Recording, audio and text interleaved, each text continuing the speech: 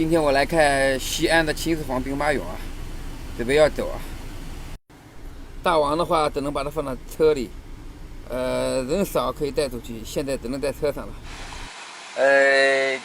外边可能有将近30度啊，我要走开，我的车又不能一直发动着啊，因为你发动车的话，你车锁不上。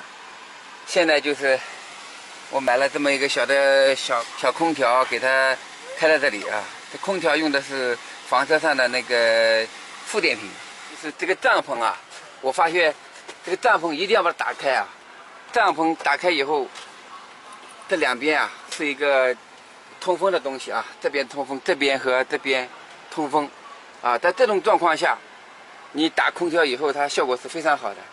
其实我之前我试过，把这个顶呢全部把它降下来，严实了以后呢，它的效果还不如这样打好。然后你盖上以后打空调，里边有一股热气，它跑不出去。像这种状况的话，你空调稍微一打，热气从上面跑出去了，这里边就非常凉快啊。这个帐篷的通风、透气可能是森林房车的一个大的优点啊。给大王铺了一个无比巨大的一个床，叫他在这里等我啊。然后那个窗户这边开了那个这么一点小缝，本来可以再开大，我怕吓到别人啊。只能够一个鼻子，外边吸气就好了啊。但是呢，我还有一个担心，就是我们这个空调啊，有时候它会自动关掉。为什么关掉呢？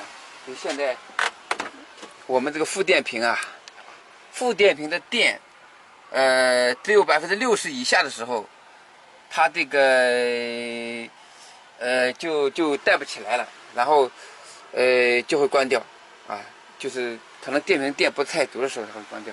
另外一个就是厂家的这个12伏电力系统啊，总是时不时的自动会关掉，就不知道什么原因，它自己就是把总电源关掉。总电源关掉以后呢，220伏电也会关掉。所以我发现好几次，就有时候你说要把狗放在房车上，比如说4、5个小时的，有可能在天很热的情况下，突然这个空调自己关掉了，那么它就比较热了。还好我们还有这么一个帐篷啊，不至于太闷，是吧？车里为什么温度能够达到70、80度？就是因为它这个封闭的一个体，它所以会闷。那我们这两个这么大个通风的话，即使没有空调啊，它不会达到70、80度这样一个状况啊。另外呢，我可以搞点水放到这个后边，它渴的话可以来喝一点。